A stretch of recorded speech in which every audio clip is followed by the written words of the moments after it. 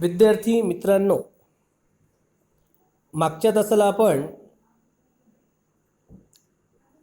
भाग वाटपाची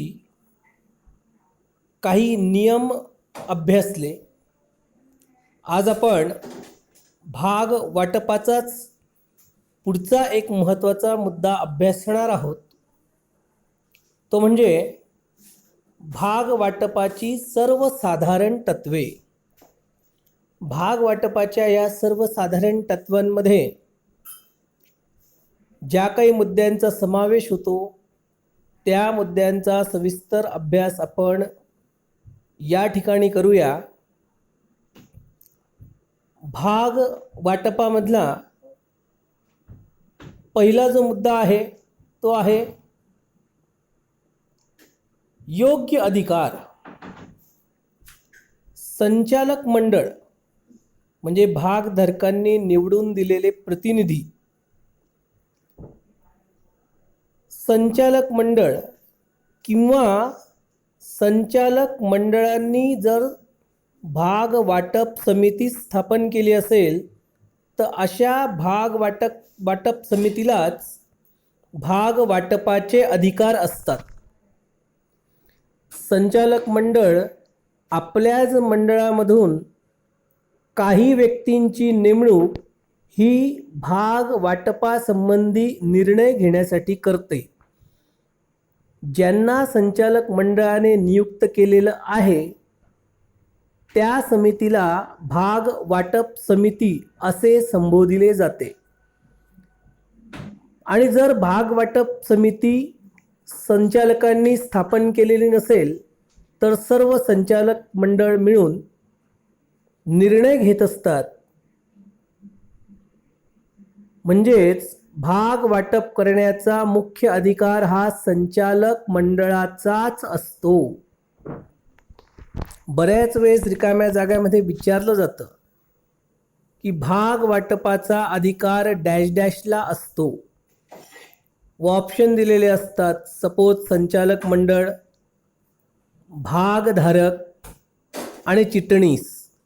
मग अशा वेळेस तुम्हाला योग्य पर्याय निवडता यायला पाहिजे.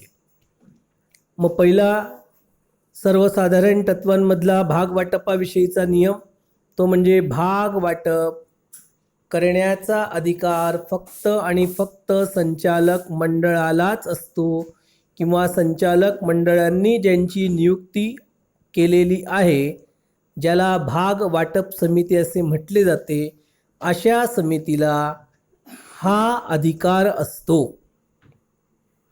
दुसरा जो मुद्दा आहे तो म्हणजे भाग वाटप. इथे एक गोष्ट प्रामुख्याने लक्षात घ्यायला हवी की ज्यांनी भागांसाठी मागणी केलेली आहे, ज्यांनी भागांसाठी अर्ज केलेला आहे, फक्त अशांनाच कंपनी भागांचं वाटप करू शकते. अन्यथा दुसऱ्या व्यक्तीला कंपनी भागांचं वाटप करू शकत नाही. म्हणजे भाग वाटपासाठीची ही पहिली आणि सगळ्यात महत्त्वाची कंडिशन आहे की त्यासाठी त्या गुंतवणूकदाराने त्या कंपनीकडे भाग वाटपासाठी अर्ज केलेला असला पाहिजे. त्यासाठी कंपनी माहितीपत्रक प्रसिद्ध करते किंवा माहितीपत्रकाऐवजीचे निवेदन प्रसिद्ध करते. त्या माहितीपत्रकासोबत किंवा माहितीपत्रकाच्या निवेदनासोबत अर्जाची प्रत जोडलेली असते. जी प्रत भरून ती कुठे दाखल करायची,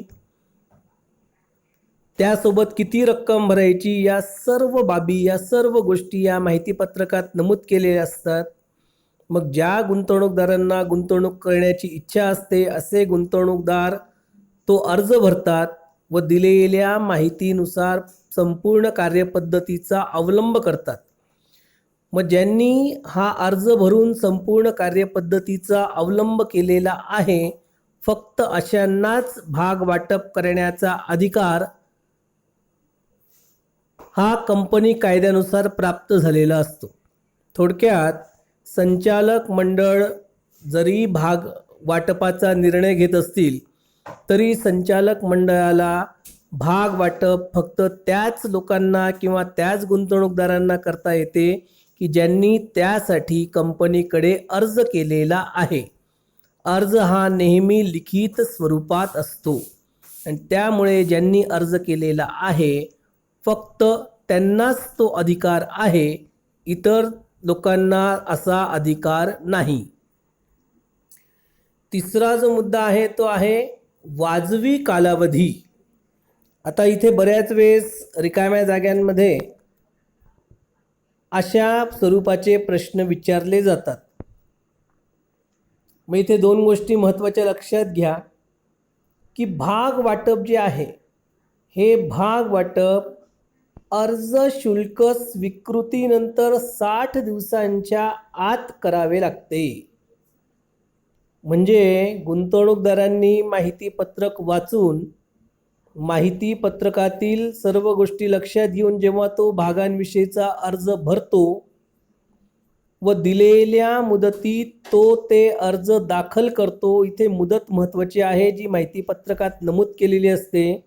व माहिती पत्रकात नमूद केलेली जी अर्जाची शेवटची मुदत आहे त्या मुदतीपर्यंत ज्या गुंतवणूकदारांना गुंतवणूक करायची असते ते गुंतवणूकदार गुंतवणूक करतात व माहिती पत्रकात भाग अर्जाची जी शेवटची तारीख दिलेली आहे त्या शेवटच्या तारीख संपल्यापासून 60 दिवसांच्या आत भाग वाटप हे केले गेले पाहिजे.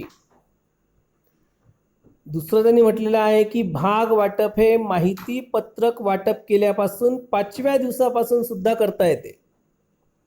म्हणजे माहिती पत्रकाची माहिती वाचून गुंतवणूकदार गुंतवणूक करतील म्हणजे 5व्या दिवसापासून ते 60 दिवसापर्यंत माहिती पत्रक वाटप केल्यापासून 5व्या दिवसापासून आणि अर्ज शुल्क स्वीकृती नंतर 60 दिवसांच्या आत दोघांपैकी कोणताही रूल कंपनी कायद्यानुसार कंपनी फॉलो करू शकते व त्या पद्धतीने भागांचं वाटप हे केलं जात असतं. मग इथे प्रामुख्याने आपण 3 मुद्दे अभ्यासले. अधिकार कोणाला असतो तर संचालक मंडळाला किंवा त्यांनी नियुक्त केलेल्या समितीला असतो. दुसरं की भाग वाटप हे फक्त भाग मागणी अर्जाच्या बदल्यातच करावे लागते व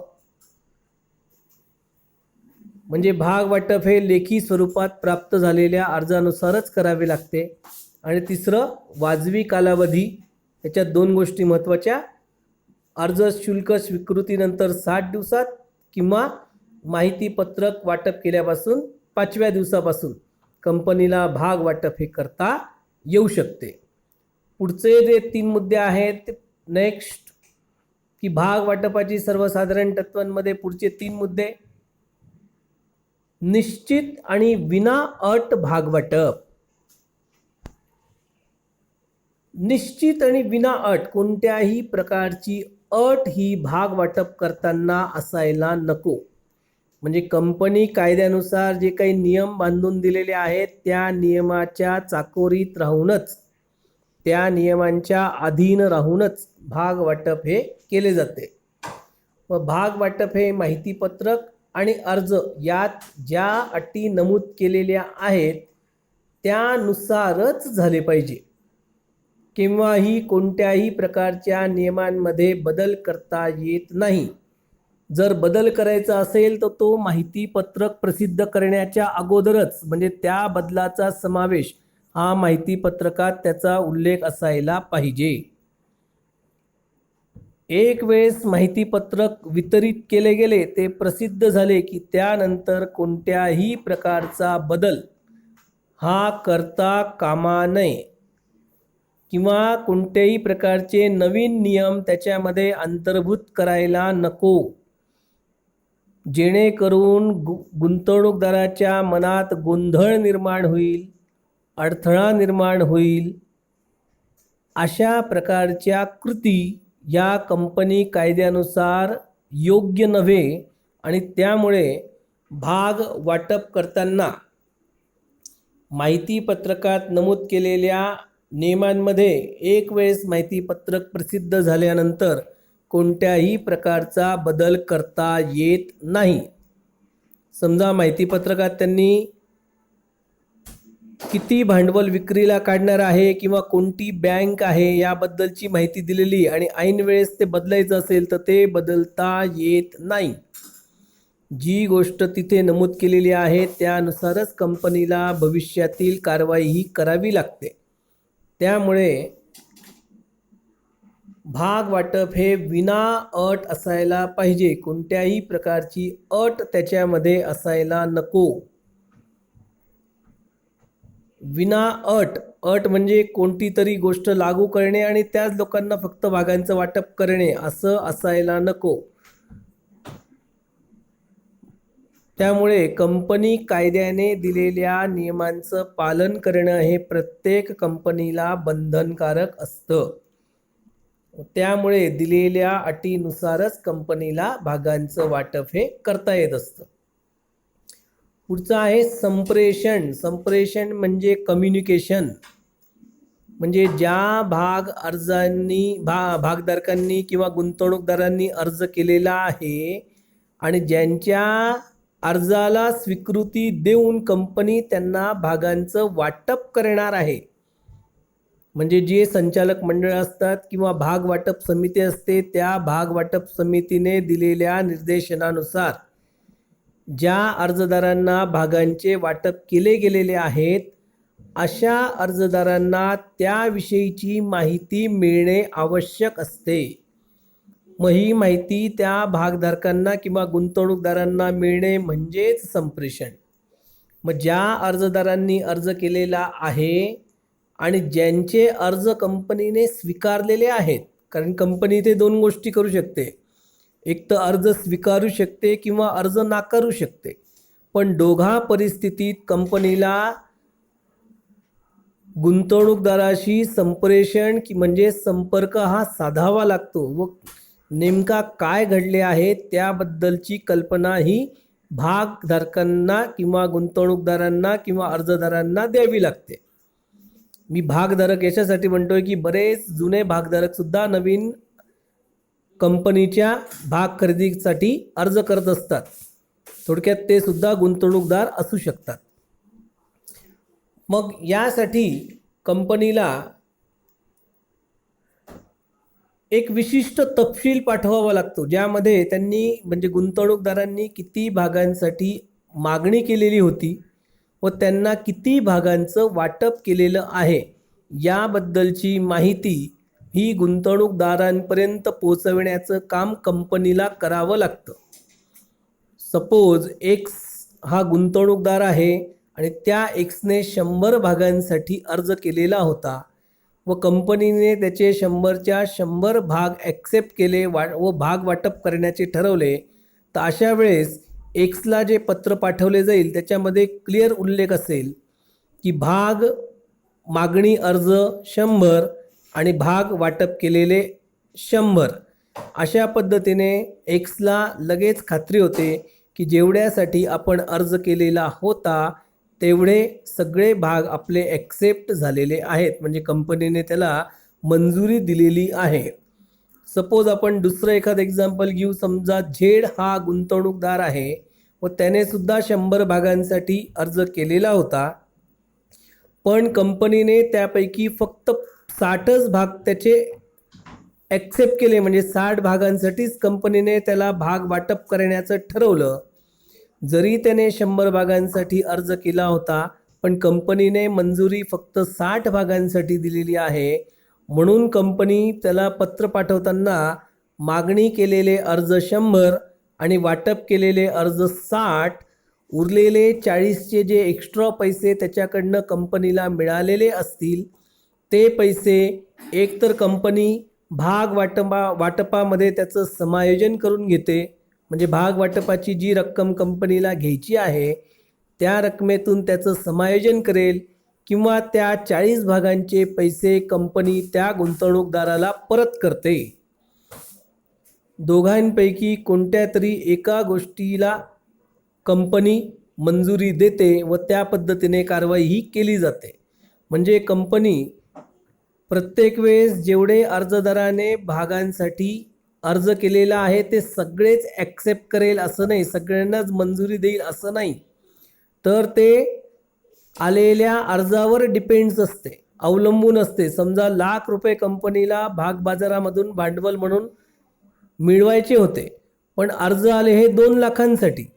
मग जरी 2,00,000साठी कंपनीला अर्ज प्राप्त झाले असतील तरी मग कंपनी ₹2,00,000 वाटप करू शकत नाही, कारण कंपनीने भांडवलासाठी फक्त ₹1,00,000साठीची भूमिका दाखवलेली होती व त्यामुळे कंपनीला जास्तीत जास्त ₹1,00,000 भांडवलच त्याद्वारे उभारता येईल. मग बाकीची जी रक्कम आहे ती कंपनीला ज्या गुंतवणूकदाराचे अर्ज कंपनीने स्वीकारलेले नसतील त्यांना परत करावे लागते.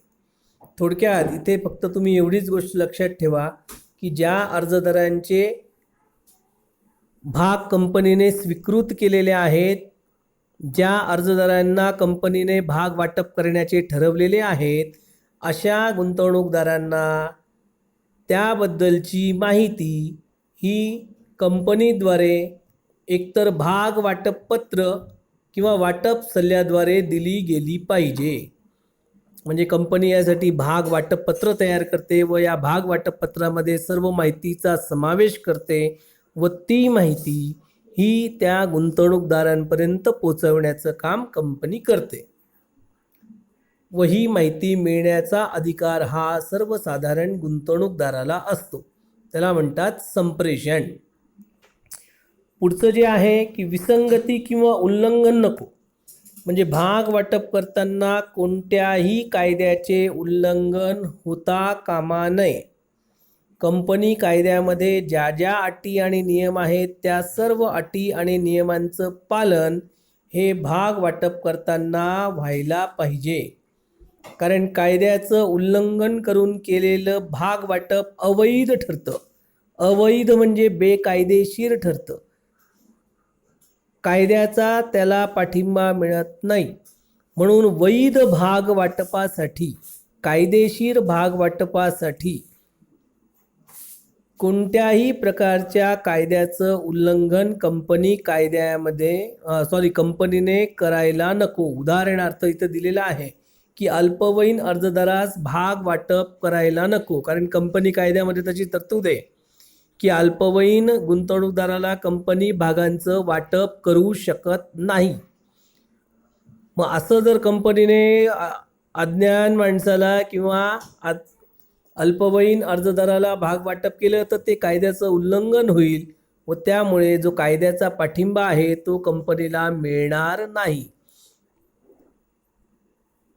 म्हणून प्रत्येक कंपनीने भाग वाटपासंबंधी कायद्यामध्ये दिलेल्या तरतुदींचे पुरेपूर पालन करायला पाहिजे. आता इथे महत्त्वाचं आहे की कंपनी जेव्हा या सर्व नियमांचं पालन करते, जी काही तत्त्व सांगितलेली आहेत त्या तत्त्वांचं जेव्हा कंपनी पालन करून भागांचं वाटप करते तेव्हा त्याला म्हणतात नियमित भाग वाटप. नियमित भाग वाटप म्हणजेच कायदेशीर भाग वाटप. आणि जर कोणत्याही एखाद्या सुद्धा कायद्याचं कंपनीने उल्लंघन करून भागांचं वाटप केलं तर त्याला म्हणतात अनियमित भाग वाटप. आणि अनियमित भाग वाटप हे कायदेशीररित्या अवैध असते. म्हणजे काही कंपनीच्या बाबतीत घडलं तर कंपनी कोर्टात जाऊन त्याविरुद्ध केस दाखल करू शकत नाही, कारण कायद्याने पाठिंबाच काढून घेतलेला असतो. का तर अवैध भाग वाटप आहेत म्हणून. म्हणून प्रत्येक कंपनीने वैधरित्या भाग वाटप कसे होईल याकडे कटाक्षाने लक्ष देणे गरजेचे असते. अशा पद्धतीने भाग वाटपाची सर्वसाधारण तत्वे आपली इथे संपली. आता या पुढचा जो मुद्दा आहे तो म्हणजे भाग प्रमाणपत्र. जो भागधारक असतो, जो गुंतवणूकदार असतो की ज्या गुंतवणूकदाराने कंपनीकडे अर्ज केलेला आहे भाग विकत घेण्यासाठी आणि ज्याच्या भागांचा अर्ज कंपनीने विचारात घेऊन त्याला भाग वाटप केलेले आहेत, अशा व्यक्तीला कंपनीने त्याला भाग वाटप केलेले आहे त्याचा काहीतरी पुरावा त्या व्यक्तीकडे असावा लागतो. मग हा पुरावा म्हणजेच त्याला म्हणतात भाग प्रमाणपत्र किंवा त्याला म्हणतात भाग दाखला, शेअर सर्टिफिकेट, म्हणजे थोडक्यात कंपनीने भाग स्वीकारलेला आहे याबद्दलची स्वीकृती देणारा, कंपनीने आपल्या सही शिक्क्यानिशी दिलेला दस्तऐवज म्हणजेच भाग प्रमाणपत्र. या भाग प्रमाणपत्रामध्ये भागांविषयीची संपूर्ण माहिती लिहिलेली असते. जसे सगळ्यात सुरुवातीला कंपनीचे नाव, त्यानंतर कंपनीचा पत्ता, त्यानंतर भागधारकाचे नाव, भागधारकाला किती भाग वाटप केलेले आहेत ती संख्या, त्या भागांचे दर्शनी मूल्य, भाग वाटप केलेली तारीख, या सर्व मुद्द्यांचा समावेश भाग प्रमाणपत्रामध्ये केलेला असतो. शिवाय अनुक्रमांक दिलेला असतो प्रत्येक भाग प्रमाणपत्राला, आणि किती भाग दिलेले आहेत त्या भागांचा सुद्धा अनुक्रमांक असतो. समजा एक्सला कंपनीने 100 भाग वितरित केले, मग भाग प्रमाणपत्रामध्ये समजा नंबर 1 असेल व भाग अनुक्रमांकामध्ये 1 ते 100 भाग एक्सला कंपनीने वाटप केलेले आहे असा स्पष्ट उल्लेख या भाग प्रमाणपत्रामध्ये केलेला असतो. वायने समजा 100 भाग घेतले तर एक्सला 1 ते 100 दिले गेल्यानंतर पुढचा नंबर 101 ते 200, अशा पद्धतीने प्रत्येक भागांना क्रमांक दिलेला असतो व प्रत्येक भाग प्रमाणपत्राला सुद्धा क्रमांक दिलेला असतो. एक्सला दिलेला भाग प्रमाणपत्र नंबर 1, वायला दिलेला भाग प्रमाणपत्र नंबर 2, असे जेवढे भागधारक असतील, जेवढे गुंतवणूकदार असतील, ज्यांना भाग वाटप केलेले आहेत त्यांना वेगवेगळ्या प्रकारचे प्रमाणपत्र कंपनी पुरवते. त्याच पद्धतीने भागांना सुद्धा अनुक्रमांक दिलेले असतात. मग भाग प्रमाणपत्र हे कंपनीने आपल्या सही शिक्क्यानिशी दिलेला दस्तऐवज असतो, की जे दस्तऐवज ऑथेंटिक होण्यासाठी प्रत्येक भाग प्रमाणपत्रावर किमान 2 संचालकांच्या व चिटणीसाची सही ही आवश्यक असते. आणि त्यामुळे प्रत्येक भाग प्रमाणपत्रावर 2 संचालकांची व चिटणीसाची सही ही केलेली असते, जेणेकरून ते वैध व्हायला पाहिजे, कायदेशीर व्हायला पाहिजे. यासाठी कंपनीचा सही शिक्का तर आवश्यक आहेच, पण त्याचबरोबर संचालकांची आणि चिटणीसाची सहीसुद्धा या भाग प्रमाणपत्रावर असायला पाहिजे. जसं आपण बँकेत पैसे जमा केल्यावर आपल्याला बँक जी स्लिप देते, काउंटर फॉईल देते, त्याच्यात बँकेचा शिक्का आणि ज्याने पैसे स्वीकृत केलेले आहेत त्याची सही असते. त्याच पद्धतीने इथे सुद्धा असतं. किंवा चेक तुम्ही बघितलेला असेल, त्या चेकवर सुद्धा एखाद्या कंपनीचा चेक असेल तर पहिले शिक्का आणि त्यावर योग्य त्या अधिकाऱ्याची सही केलेली असते. अशा पद्धतीने वैध ते व्हायला पाहिजे, कायदेशीररित्या ते व्हायला पाहिजे, म्हणून सही ही महत्त्वाची असते. मग भाग प्रमाणपत्र हा त्या भागधारकाने भाग विकत घेतल्याचा पुरावा असतो, की जो पुरावा कंपनी भागधारकाला देते. मग हा पुरावा ती गुंतवणूकदार किंवा भागधारक जर कोणती अडचण आली तर हा पुरावा कायदेशीररित्या वैध असतो. मग त्यामुळे हा पुरावा दाखवून तो त्याची भूमिका मांडू शकतो. म्हणजे कोणताही जर सभासदांविषयीचा वाद उद्भवला तर नोंदवहीतील नोंदीपेक्षा या भाग प्रमाणपत्रामध्ये केलेल्या नोंदी हा पुरावा म्हणून ग्राह्य धरली जाते. आणि त्यामुळे भाग प्रमाणपत्राचं वाटप करताना त्याच्यावर कंपनीचा सही शिक्का आणि संचालकांची आणि चिटणीसाची सही निश्चित पद्धतीने आवश्यक असते. आता कंपनी भाग प्रमाणपत्र जे देते ते भाग प्रमाणपत्र ही कोणतीही कंपनी देऊ शकते. म्हणजे खाजगी कंपनी आणि सार्वजनिक कंपनी दोन्ही कंपन्या भाग प्रमाणपत्र वाटप करतात किंवा देऊ शकतात. भाग प्रमाणपत्रामध्ये पूर्ण रक्कम भागधारकाने दिली नसेल तरी भाग प्रमाणपत्र दिलं जातं. म्हणजे पूर्ण दत्त किंवा अपूर्ण दत्त भागांसाठी, म्हणजेच पूर्ण रक्कम भरलेल्या किंवा अंशतः रक्कम भरलेल्या भागांसाठी भाग प्रमाणपत्र हे दिलं जात असतं. मग पूर्ण रक्कम आणि अंशतः रक्कम कसं काय? मी तुम्हाला सांगितलं होतं की भाग अर्जाच्या वेळेस कंपनी काही रक्कम घेते, नंतर भाग वाटपाच्या वेळेस घेते, नंतर पहिला हप्ता मागणी, नंतर दुसरा हप्ता मागणी आणि शेवटी फायनल हप्ता मागणी म्हणजे अखेरची हप्ता मागणी. पण भाग वाटपानंतर कंपनीला भाग प्रमाणपत्र देणे गरजेचे असतं. व त्यामुळे जरी कंपनीने समजा एखाद्या हप्त्याची मागणी केलेली नसेल तरी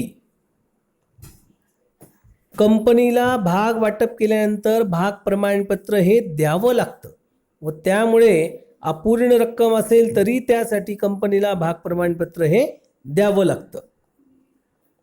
म्हणून त्यांनी म्हटलेलं आहे की भाग प्रमाणपत्र हे पूर्णदत्त किंवा अंशतः पूर्णदत्त भागांसाठी दिले जाऊ शकते. पुढचा जो मुद्दा आहे तो म्हणजे भाग प्रमाणपत्रातील समाविष्ट बाबी.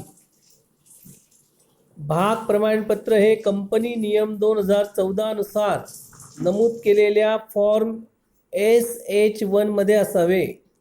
त्याच्यात कोणत्या कोणत्या गोष्टींचा समावेश असतो? तर सगळ्यात पहिले कंपनीचे नाव CIN हा एक नंबर असतो, आयडेंटिफिकेशन नंबर, कंपनीचा आयडेंटिफिकेशन नंबर असतो.